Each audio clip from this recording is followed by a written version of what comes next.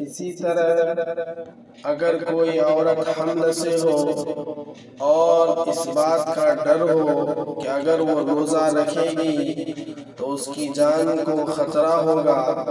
یا بچہ کو نقصان پہنچنے کا خطرہ ہو، تو اس عورت کو چاہیے کہ رمضان میں روزہ نہ رکھے، بلکہ رمضان کے بعد، بچہ کی پیدائش کے بعد روزوں کی قضا کر لے۔ اس پر روزوں کی قضا واجب ہے۔ اسی طرح اگر کوئی عورت حمل سے ہو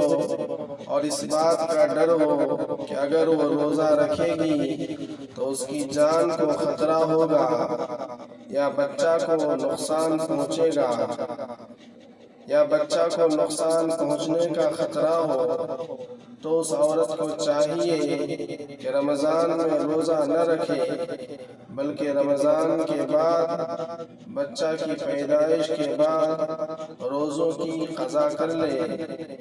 مگر اس پر روزوں کی قضا کرنا واجب ہے۔